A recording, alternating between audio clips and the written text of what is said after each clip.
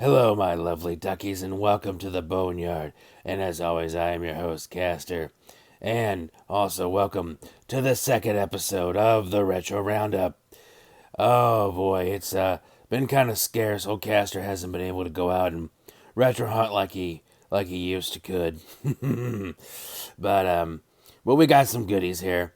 Not a whole lot. But I think they're pretty good. So let's see, what did we get for the past couple weeks? So we only have a few things, so it's gonna be kind of a short video. But anywho, let's get right into it. So the first thing we have right here, I got is Final Fantasy Origins, which includes Final Fantasy One and Final Fantasy Two. Yeah, and they're the remastered editions, and of course it's the greatest hits. I couldn't get the black label; they didn't have it, but I saw it. And I saw it was in pristine condition. Really, really good. Didn't have any kind of surface scratches on the plastic, front or back. And then when I checked out the disc had like it doesn't look like it's been played at all. Like it's completely like scratch free. It's crazy. So I don't know. Someone got it and they took really good care of it, or they just got it and was like, I'm gonna trade this in for something. So yeah, it's in really good condition. It's the remastered version, so you're getting basically a Super Nintendo quality Final Fantasy and Final Fantasy Two, and I mostly got it because I wanted to play Final Fantasy Two, because that wasn't as famously as we know that wasn't available in America. And it does have some opening cinematics, and and I believe you can. No, I thought it was like four where you could play two player, but yeah. So I thought this was pretty cool. Fine. Uh, Again, I like to go for the black labels, but hey, you gotta get what you can get, right? All right. So the next thing I got for PlayStation was Black Label, and I got Tomb Raider 2. Yeah, Laura. It's been a while, baby. It's been a while. Oh yeah. I okay. So like Tomb Raider was actually the first PlayStation game I bought. And I actually bought it when I first got my PlayStation. So you can imagine like oh man, when Tomb Raider 2 came out, it was just so awesome. I couldn't believe it. I was like, "Oh my god, Tomb Raider 2, can you believe it? How can they top that amazing adventure?" And I believe they did. you know, I've never beaten this. Oddly enough, I never had this game. Oddly enough, I remember renting it, but yeah, I don't know why I had for some reason I had Tomb Raider 1, and I had Tomb Raider 3 and Revelations, but for some reason I never had 2. I don't know, but it's in pretty good condition, disc wise. Um, yeah, I got the Eidos hotline there. And this is not actually the original jewel case. If I can just grab the original here. Um, yeah, I got it for $12. This was the original jewel case. It was just, yeah, it was cracked and it was barely hanging on. And I thought, so I went and got like an old CD, like out of a bin or something. I can't remember where. And I just swapped the jewel cases. I figured no one will ever know.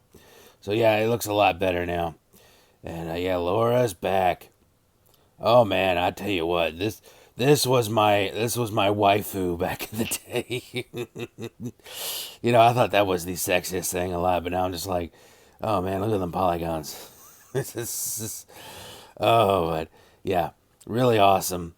Um, a little interesting note here is on the inside here on the thing here. They have like an IDOS store, a little catalog in here, which I thought was pretty awesome. So they got it part dedicated to like playing the game, and I think it's just a few pages, and then the rest of it is like this advertisement, really. So you got like the bomber jacket, which actually looks pretty cool, and you get all this cool merchandise here.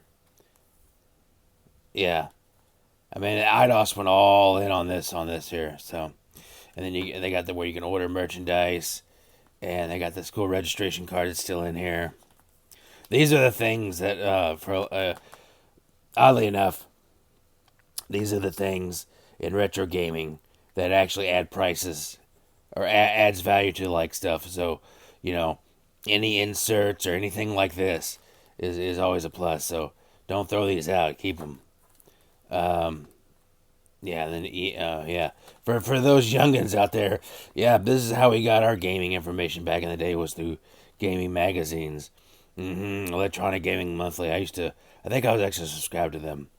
Yeah, and the official PlayStation magazine. I picked that up a few times, and I would just read these things over and over and over and over again, and just look at the pictures and everything. And it was amazing. Oh, it's what a time to be alive in gaming. It was such a great time, you know. I mean, obviously the internet's better in getting your information, but there's just something about picking up a magazine and seeing like what's gonna come out in the future, And yeah, it was really great. And then there's like this thing here for Laura Croft, Tomb Raider Witchblade comic book. When Witchblade was a real kind of a thing, and yeah, oh yeah. $2.95. Oh, that's kind of cheap. And let's see here. And then you got some of the other games that are coming out. Ninja, I played the demo of that. That's actually, I remember that was actually kind of fun. But yeah, Deathtrap Dungeon, I remember that. And then they got the hotline here. That was pretty cool. And then I think in the back they actually have the prices. Yeah, here's the here's the prices. So that bomber jacket is like, look at that. Wow, $450. Holy crap. Like this, this was not, they were not marketing for this for kids. I know it says teen, but I mean, well, no teen I knew had $450 just lying around for a bomber jacket. So this was like for some hardcore adult fans here. I mean, shit. I mean, today, I imagine this stuff somewhere. If anybody has any of this stuff, I imagine it's probably worth a lot of money now. Just because it was such a, I don't know how much people got it. And then look at the shipping. If you really needed it, it was like $145. At the maximum shipping one day. This is, oh man, Ground 56. Oh man.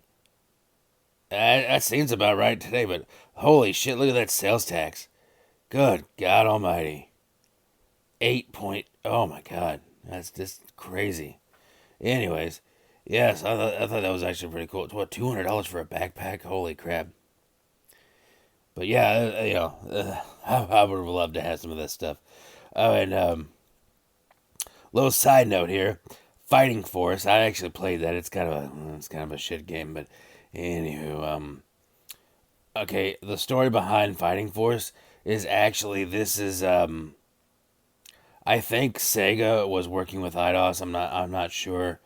I remember hearing this somewhere, so I may be wrong, but I do believe that this was actually the prototype for a 3D Streets of Rage game. Like this was actually supposed to be Streets of Rage, but I think maybe Sega had crapped out at the last second, or I'm not sure what happened, but there was some like trouble in the behind the scenes. But yeah, so I think like Eidos had already made this engine, and they decided to just go with their own game. But I think this was supposed to be like a continuation of Streets of Rage, So anywho, that's Tomb Raider. Tomb Raider 2. I can't wait to play it. I haven't played it yet. I got it yesterday, but I can't wait to play it. Oh yeah, my first waifu. It's like that Wolverine meme. All right, so good memories. Oh man, Final Fantasy and Tomb Raider. That was the thing back in the day. All right, so now we have kind of going rapid fire here with the next one. We only have 3 more titles, and they're all from the Nintendo Entertainment System.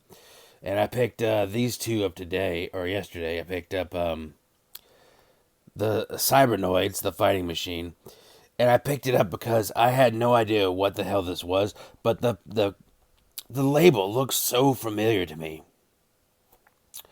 Like and the font of the way this was, and which I thought that was an X when I first quickly saw it. Um, I didn't realize there was a C there, so I thought it was like Cybernoid with like an X. But yeah, so this is kind of like a weird shooter. Um, but you got to get through like each of these screens, and there's like a certain way you have to beat it, and of course you get different power ups and you get different weapons and stuff like bombs, the classic shoot 'em up stuff. But yeah, you got it's almost like kind of like a puzzler because you got to get through these different screens, like different obstacle. It's like an obstacle course, really. Yeah, it's like a shooter with an obstacle course, like added a theme added to it. So yeah, a bit dirty, a little grungy, because this looked like a game that had been sitting, like all upstairs in the back. Looked like it has been sold multiple times with multiple price stickers, but and the label is kind of messed up right here. You can see where like the protective coating has come off. As you can see, yeah, you can see right there in the glare there, yeah. But it's still overall good condition. It's just kind of yellowed a little bit dirty. I need to really give it a good cleaning, but so I cleaned up and played it, and it looks pretty good. Plays okay. It's not my favorite thing, but yeah, for some reason, and the gameplay did not look familiar to me. But I remember seeing that cover, so I don't know. But yeah, I'm gonna keep playing it and see if I can beat it. And so yeah, it's pretty cool. And then the next game I got, and I remember this one as a kid. Don't know how to pronounce it. Zexel or Zexed? I don't know. But it's made by Hudson Soft, which I believe that's a division of SquareSoft. I think that's how they were trying to get by putting stuff on other consoles. Was Hudson? This is like a dummy corporation for SquareSoft. Again, I'm not really sure. I haven't looked that up. So there's a big asterisk next to this that says needs needs a source here. So look it up yourself. Um, it's kind of like it's also kind of dirty too. It's really kind of yellowed here, but it's kind of like an action platformer. You get like you're on the alien planet and you got a blaster and you get power ups and there's gotta save princess in some kind of weird castle and yeah, so it seems pretty cool. It looks good. It actually looks really good. Big beautiful like sprites that look well designed. And it seemed kind of cool. I don't have a manual, so I have no idea what's going on. So I'm just like walking around getting power ups, not knowing what they do, not really, I have no idea. And that's the thing about a lot of older games is that if you don't have the manual, you're kind of lost. Because if you pop this in and be like, well, what the hell's going on? Yeah, it's not really explained a lot. So, and that's because you were supposed to buy this and have the manual for it. So this is actually pretty cool. I think this and this together, I think it ran me like $20. Like this was like $5, and this was like 15. So I ended up getting these at. Oddly enough, I got all these at the same retro store. At different times. I got these. I got these yesterday, and then I got this like a couple weeks ago, but it was all the same retro store. And then I got this from Flea Market, right here. And this was pretty cool. I snagged this up as soon as I saw it. Kabuki Quantum Fighter. Yep, by HAL Laboratories. I believe it's the same people that make Pokemon. Uh, or is it HAL or Hi? I'm not sure. No, wait. It is HAL. Okay, so yeah. Kabuki Quantum Fighter. I got this for $20. Booth 580. But yeah. It's actually a really fun game. Um, it's been very Americanized and localized, because you play as like, Bill Smith or some, American kind of sounding name, some Western sounding name. And anyways, the story is that you got to go inside a computer because this computer virus has hit like the national security, defense force or whatever, and basically Skynet has become active, basically, and so you have to go inside the computer. Yeah, they download your brain into the computer, and you get like an avatar, and your avatar is the Kabuki hair quantum fighter, and you use your Kabuki hair to like as your weapon, like you just whip it back and forth. I whip my hair back and forth. Sorry about that. I was actually saying that while I was playing it. Like I'd be the boss, and I'd be like, I whip my hair back and forth. Oh God, kill me. But anyways, it it plays oddly enough, it plays a lot like Batman for the NES. Like it's very similar to Batman, except you don't like how Batman would like jump.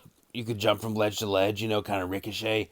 You can't do anything like this in this one, but and the power ups you only have like you can cycle through power ups and stuff, like Batman, and yeah, and a lot of the enemies are kind of like remind me of the ones in the Batman game. So, yeah, uh yeah it plays a lot like Batman. Not as good, mind you. So don't be like, oh, no, I'm gonna get this and this is gonna be awesome. So, but yeah, the controls aren't as tight as in Batman. But this is still a really fun game, and I'm actually gonna play this here in a little bit. I'm gonna try to beat it. I got past like the third boss, and like on my first try. So there's like a difficulty thing. Um, I think you could pick like easy, hard, medium. But but yeah, this is actually a really fun game. It's kind of like one of those obscure titles too. But yeah, and so it's kind of weird because it's localized. You're playing as some kind of Westerner. American or whatever, and your avatar is like this, Japanese theater, you know, Japanese theater character. So it's just kind of weird, but yeah, that's like just the weird thing about it. But and then you go inside in the computer, and it's a side scroller platformer, action thing, kind of like Batman, and you have like all kinds of weird like demonic looking enemies and stuff. Uh, they don't all. Some of them look like robots, and then some just look like some just weird shit. I think there's like this one enemy that kind of looks like a frog with like horns. It's like humanoid, and like it shoots things at you. And so yeah, it's just it's kind of weird. But also reminds me of if anybody remembers, um, the premise sounds a lot like Superhuman Samurai and let's see, Superhuman Samurai, and then the Cyber Squad. Yeah, if anybody remembers that dated and geez, obscure reference. Look that one up. But yeah. So, anyways, this is a really cool game. So yeah, this is what I got for the past couple weeks. I haven't been out, retro hunting like I have been. Just kind of been busy with things, busy in the boneyard, and hopefully I can change that here pretty soon. So, yeah, with the holiday season coming up, maybe more chance to get some moolah. So, oddly enough, little update, little side thing. Yeah, I got like three. I have three Game Gears, that I'm selling on eBay, and they've been on there forever, and no one's touching them. But the views keep going up, and it's just weird. It's just like I got like a bunch of watchers, like hundreds and hundreds of watches or views, and then I have like um, like five watchers on each of them. So it's just like, when's it gonna? Who's making the sale? It's like a Mexican standoff. So hopefully when that stuff gets sold, I can use that to fund more future retro roundups. So, anyways, Dougie, this has gone on long enough, and happy to finally be able to doing one of these episodes. So, anyways, duckies, like always, like and subscribe for more content, and stay safe and be good to each other.